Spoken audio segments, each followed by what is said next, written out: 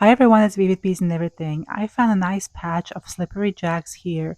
They usually grow near pine trees and they grow out of the ground and in groups. So you can see here there is really a lot here, a lot of really young ones. So they're going to be really nice. And slippery jacks are part of the bolete family. And I will show you a young and a mature specimen. The way you can recognize them is because when they get wet, their tops will get really slimy and slippery. See how this one is glistening? That's really a telltale sign of slippery jack. That's how they got their name. And look at the bottom. It's going to be pale yellow or yellow, and the tops are usually brown or reddish brown. And look, this one. He's got a really cute little brother. Aww. So let me show you a larger specimen. So this is more mature specimen, and look at the bottom. It doesn't have gills, but instead it has pores. So that's another telltale sign of the slippery jack. And let's talk about the stem a little bit. So the stem is nicely even, usually even size, and it doesn't have vulva, which is kind of like an egg-sac looking thing at the really bottom of the stalk. So these don't have them. Sometimes they have a ring at the top of the stalk, and sometimes they don't. And this is a really diverse group. There is so many different kinds of slippery jacks, and sometimes when you bruise them like this, they will turn blue or green. Sometimes they don't. And as long as the pores on the bottom and the stalks are not red, they are edible. It's really really big group, and there are many edible lookalikes. So that's a good news for especially for a beginner mushroom hunter. So these are great because they're very plentiful, easy to find, and recognized.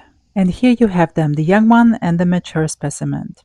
Now let me show you how I prepare these. So for the older specimens, I will remove the skin that's really slippery by just simply peeling it. They're really easy to peel off. I will clean them, peel them, and then quarter them, and I will use these later for any maybe chicken marsala or some kind of soup. And look at their color. Isn't that just gorgeous? So bright and yellow. Looks so yummy, doesn't it? So these little guys, look at them though, they're cute. So I absolutely love these. They're nice and firm. They're super young. They're kind of all about the same size. So I'm not going to be even cutting them. They're going to be perfect for pickling. I love pickled mushrooms. So I'm going to show you how I do that. So first I wash them off really good from all the grass. And now I'm gonna boil them in my brine here. So this is just water with salt and vinegar. And what it does is it cooks them through, it cleans them even more, it will firm them up, and the salt and vinegar really prevents any discoloration and it really keeps their texture. They will boil for 10 minutes. And here is my pickling brine. It's 3 cups of water, 1.5 cups of vinegar. I'm using half apple cider and half red wine vinegar. 2 heads of garlic. I love garlic. 1 tablespoon of sugar, 2 tablespoons of salt, and 2 bay leaves.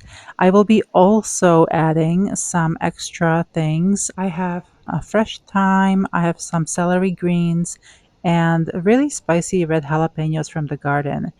And I really like a little spice, and I like, a little herb. You can pretty much add anything that you like into it. And this amount of brine is good for 4 pounds of mushrooms or 4 12-ounce canning jars. So after I cook the mushrooms, I will put them in the jars, pour the hot brine over them, and then I will boil them in my hot bath here for about 10 minutes. And this is going to preserve the jars for long storage. And let me show you what they look like when they're done. There they are.